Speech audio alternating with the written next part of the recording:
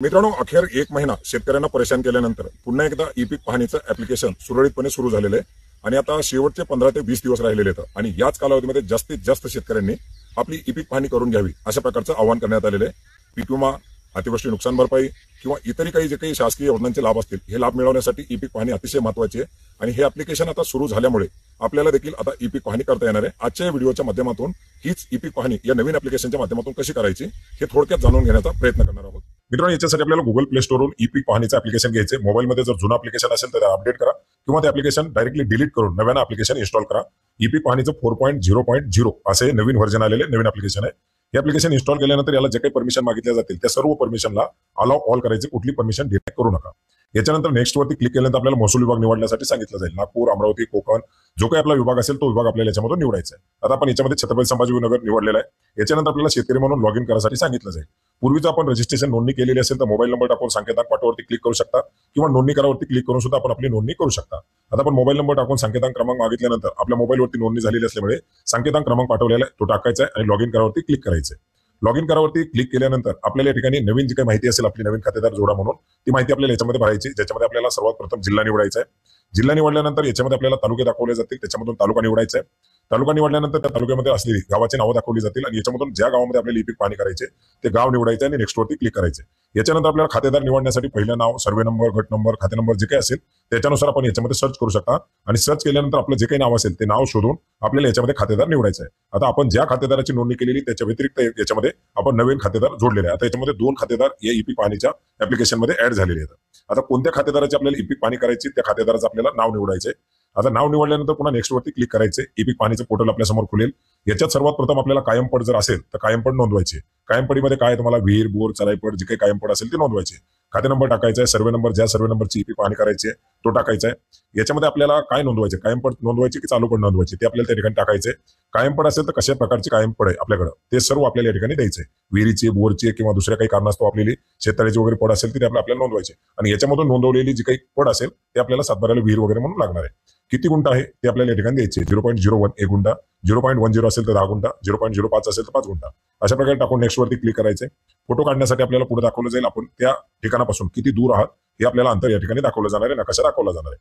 Next वरती click करायचं, आपल्याला फोटो काढण्यासाठी जे ऑप्शन येईल आपलं अंतर त्या ठिकाणी किती लांब आहे हे दाखवलं जाईल, त्याला ठीक आहे वरती क्लिक करायचे आणि एक फोटो आपल्याला त्या आपल्या कायम पडीचा घ्यायचा आहे। बोर असेल तर बोर, विहीर असेल तर विहीर किंवा शेततळ असेल तर शेततळ, जे काही बाब असेल ती बाब आपल्याला याच्यामध्ये जोडायचे। त्याच्यानंतर पुन्हा आणखी दुसरा एक फोटो घेण्यासाठी सांगितलेलं आहे, त्याला नेक्स्ट करायचे। आता आपला बोर आहे, त्याच्या बाजूला सोलर आहे, याची 1 गुंठ्याची पड आहे तर आपल्याला आपण बोरचा फोटो घेतलेला आहे, सोलरचा फोटो घ्यायचा आहे आणि 1 गुंठ्याची ती कायम पड जी असेल ती कायम पड आपल्याला या ठिकाणी नोंदवायची आहे। आता दोन्ही फोटो घेतलेले, दोन्ही फोटो घेऊन आपण याच्यामध्ये ओके करून नेक्स्ट वरती क्लिक करायचं आहे। नेक्स्ट वरती राईट टिक वरती क्लिक केल्यानंतर आपल्याला ही जी काही माहिती आहे ती माहिती दाखवली जाईल, आपण कशाची नोंद करतो याच्या खाली स्वयं घोषणा एक दिलेली आहे त्याला टिक करायचे आणि पुढे जावरती क्लिक करायचे।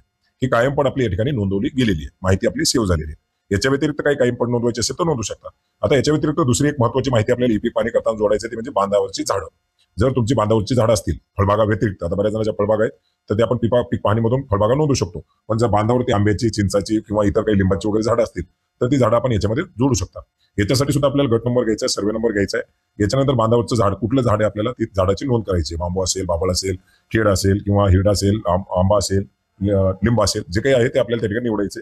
झाडाची संख्या किती आहे ती संख्या या ठिकाणी टाकायची आहे। संख्या टाकल्यानंतर आपल्याला खाली ताबडतोब फोटो घेण्यासाठी ऑप्शन आहे, 2 कॅमेराच्या ऑप्शन दिले आहेत, 2 फोटो याच्यामध्ये घ्यायचे आहेत। आता आपण आंबा जोडलेला याच्यामध्ये आंब्याचे जे काही झाडं असतील आपली बांधावरची त्याचा एक फोटो घ्यायचा आहे, क्लिक करायचे, ओके करायचे।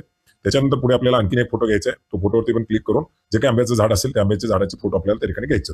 तुमची इतर जर काही झाडं असतील तर ती झाडं सुद्धा याच्यामध्ये नोंदवू शकता। इतर झाडं असतील तर त्या झाडाची जशी नारळाची झाडं आहेत किंवा लिंबाची झाडं आहेत ती झाडं आपल्याला टिक करून सर्व प्रकारची झाडं नोंदवायची। आता कायम पड झाली, बांधावरची झाडं झाली, याच्यानंतर आपल्याला आपली ई पीक पाहणी करायची। आता ही सर्व माहिती आपण जोडल्यानंतर पुन्हा एकदा मुख्य पृष्ठावरून आपली जी काही ई पीक पाहणी आहे त्या ई पीक पाहणीच्या याच्यावरती यायचं। ई पीक पाहणीच्या ऍप्लिकेशनवरती आल्यानंतर आपल्याला पीक माहिती नोंदवा अशा प्रकारचे ऑप्शन आहे, त्याच्यावरती क्लिक करायचे। पीक माहिती नोंदवरती क्लिक केल्यानंतर आपल्याला पुन्हा एकदा इथं खाते नंबर निवडण्यासाठी सांगितलं जाईल। ज्या खाते नंबरची आपल्याला ई पीक पाहणी करायची ते खाते नंबर निवडायचा आहे। त्याच्या अंतर्गत ज्या सर्वे नंबरची आपल्याला ई पीक पाहणी करायचं तो सर्वे नंबर निवडायचा आहे। त्याबरोबर त्या सर्वे नंबरमध्ये किती क्षेत्र आहे ते दाखवलं जाईल, त्याच्यामध्ये पेरणी योग्य क्षेत्र किती आहे ते दाखवलं जाईल। याच्यानंतर आपल्याला कुठलं पीक आहे, संपूर्ण वर्ष आहे की खरीप आहे ते आपल्याला निवडायचे।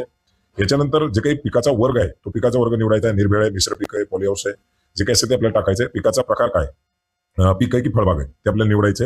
याच्यानंतर पिकाचं नाव निवडायचे, मग तुमचं सोयाबीन असेल, ज्वारी, बाजरी, मका, मूग, उडीद जे काही असेल ते आपल्याला त्यातून निवडायचे। ते निवडल्यानंतर संपूर्ण क्षेत्र असेल तर पूर्ण क्षेत्रावरती क्लिक करायचे आणि नसेल गुंठ्यामध्ये असेल तर आपल्याला जेवढं काही गुंठा येते त्या ठिकाणी द्यायचे. 20 गुंठा आहे तर 0.20 लिहायचे. 1 एकर असेल तर 0.40 करायचे. कशा प्रकारे तुम्ही याला पाणी देता त्याचं साधन तुम्हाला निवडायचे. विहिरीने देता, बोरने देता. आता मित्रांनो या ठिकाणी फक्त तुम्ही सिंचनाचं साधन निवडताय. तुम्हाला सिंचनाचं साधन जर सातबाऱ्यावरती आणायचं असेल तर कायम पडीमध्ये नोंदवायचे. याच्यामधून सर्व प्रकार निवडायचे. त्याच्यानंतर आपल्या लागवडीची जी दिनांक आहे ती लागवडीची दिनांक याच्यामधून सिलेक्ट करायची आणि पुढे जावरती क्लिक करायचे. पुढे जावरती क्लिक केल्यानंतर आपण किती दूर आहोत वगैरे माहिती नकाशा पुन्हा एकदा आपल्याला दाखवला जाईल. आपलं लॉंगिट्यूड लॅटिट्यूड दाखवलं जाईल. याच्यानंतर आपल्याला 2 फोटो पिकाचे घ्यायचे. पहिल्या फोटोवरती क्लिक करायचं. आपलं अंतर किती दाखवलं जाईल त्याला ओके करायचं. पिकाचा एक फोटो घ्यायचा आहे. पिकाचा फोटो घेतल्यानंतर त्याला टिक करायचे, ओके करायचे. याच्यानंतर पुन्हा एकदा आपल्याला दुसऱ्या पिकाचा म्हणजे दुसरा एक फोटो पिकाचा घ्यायचा आहे. त्याच्या दुसऱ्या फोटोवरती आपल्याला क्लिक करायचे. पुन्हा एकदा आपल्याला कॅमेरा दाखवला जाईल, ऑप्शन दाखवली जाईल. पिकाचा आपल्याला फोटो घ्यायचा आहे आणि त्याला ओके करायचे. आता दोन्ही फोटो झाल्यानंतर आपल्याला ओके करून पुढं नेक्स्ट वरती क्लिक करायचे. त्याच्यानंतर आपण भरलेली माहिती, पिकाचे फोटो हे सर्व आपल्याला दाखवलं जाईल. दिलेली सोय घोषणा टिक करून आपल्याला नेक्स्ट वरती क्लिक करायचं. आपली माहिती पूर्णपणे सबमिट झालेली आहे. माहिती अपलोड झाली. दुसरं जर पीक त्या सर्वे नंबरमध्ये निवडायचं असेल तर निवडू शकता. त्या गटामध्ये निवडायचं असेल निवडू शकता. आणि जी काही आपण माहिती निवडली ती पिकाची माहितीमध्ये आपल्याला पाहता येणार आहे. याला जर डिलीट करायचं असेल डिलीट करू शकता. दुरुस्त करायचं असेल तर दुरुस्त करू शकता. 48 तासापर्यंत आपल्याला दुरुस्ती करता येते. याच्या व्यतिरिक्त जर काही माहिती तुम्हाला अपलोड करायची असेल तर ती जर तुम्ही ऑफलाईन पद्धतीने केलेली असेल तर अपलोड करू शकता. बऱ्याच वेळा नेटवर्क नाही म्हणून आपण ऑफलाईन पद्धतीने ई पीक पाहणी करतो. तसे असेल तर अपलोडवरती क्लिक करून आपण अपलोड करू शकता. याच्या व्यतिरिक्त जर समजा दुसऱ्या खातेदाराच्या एकाच ऍप्लिकेशन मधून आपण एकापेक्षा जास्त खातेदाराची माहिती निवडू शकता. तर खातेदार दुसरा निवडून सुद्धा सेम सांगितलेल्या पद्धतीने आपण याच्यामध्ये पिकाची नोंद, आपल्या झाडाची नोंद, कायम पडीची नोंद करू शकतो.